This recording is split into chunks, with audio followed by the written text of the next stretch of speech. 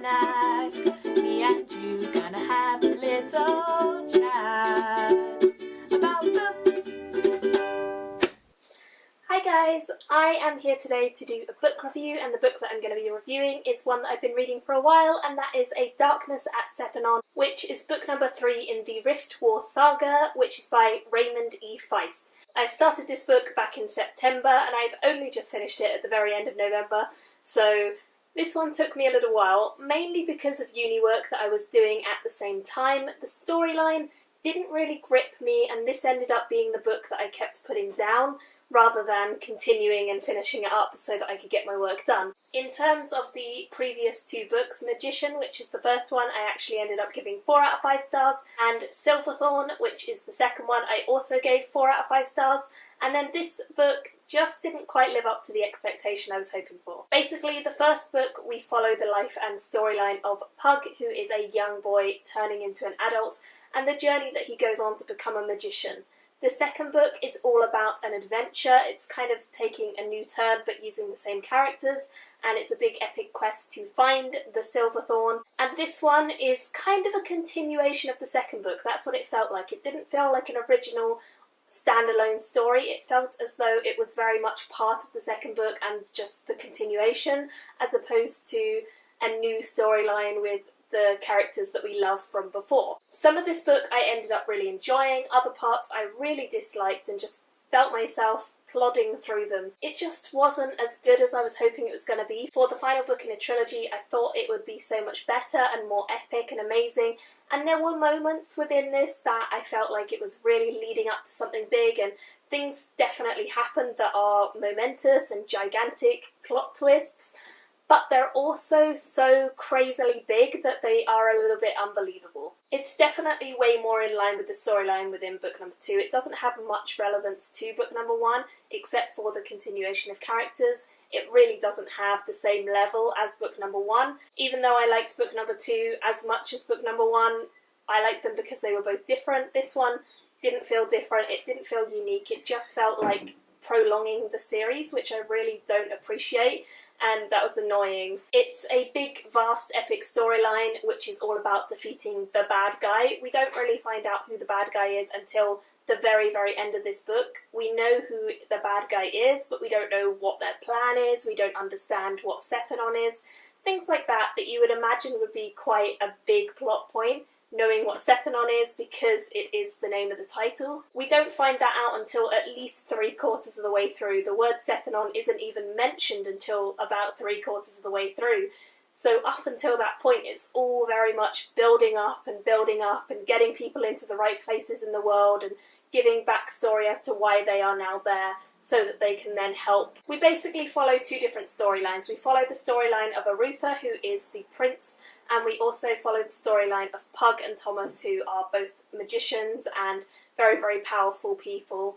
So when we're following the storyline of Arutha, we follow into new territory and we start to see some familiar faces who we didn't think we were going to encounter again, which was cool. We meet a few characters from our past and we also meet new characters who are interesting. It just didn't grip my attention very much. There were moments where I thought that the politics were interesting and the political intrigue and the mystery between the characters was cool, but mostly I just felt like it was filler and it dragged out far more than it should have been dragged out, which really left me kind of a little bit annoyed, and I really was hoping for something bigger and better from that storyline because it was such a big part of the book.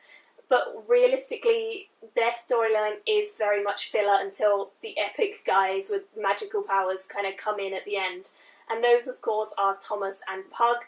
They have a crazy storyline in this book. They are adventuring all over the place, trying to figure out what is going on with the world because everything is going a little bit pear-shaped and wrong.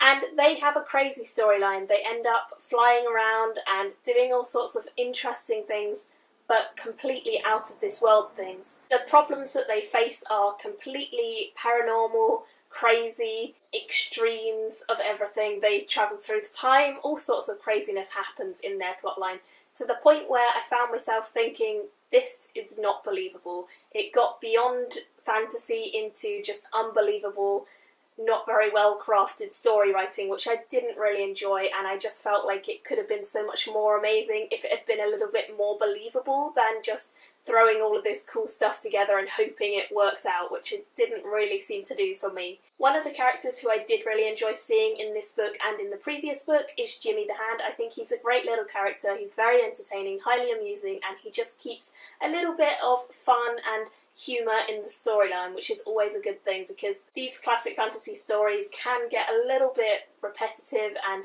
irritating at times, and this definitely suffered from that, so when I got to his parts I enjoyed them a lot.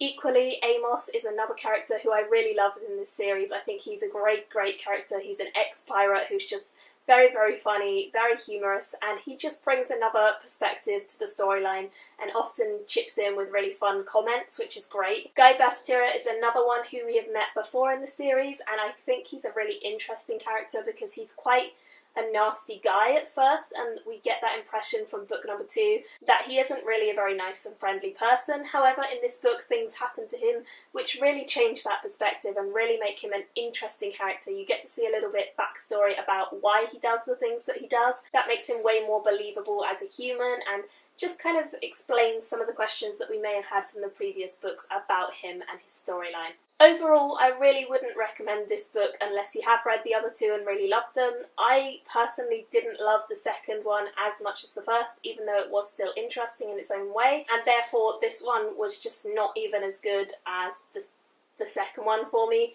I ended up only giving this one a 2.5 out of 5 stars. I thought it was okay, it was a decent end, and I did like the way that things were eventually wrapped up. I just felt it was way too prolonged and things were way too extreme to be believable anymore, and that the writing just suffered. It felt like the story went downhill from book 1 down to book 3. And it just wasn't really what I was hoping for. It didn't grip me enough. Maybe it's just because I wasn't in the mood for this sort of book at the time, I don't know. But it just wasn't for me, this one, and I really didn't love it, which was a shame because it would have been great if I had. I'm sure loads of people do love the epicness and the craziness of some of the things that happen within this book. So if you're one of those people, then feel free to let me know your opinions about the book too. Of course, I am not against anyone loving this book. If you do, I would love to know why. But just for me, it wasn't the right time to be reading it, I think, and it just didn't really live up to what I was hoping for or expecting. So, thank you guys for watching. Let me know all of your thoughts and comments down below, and I will see you all very soon in another video. Bye! Me and you gonna have a little chat about books.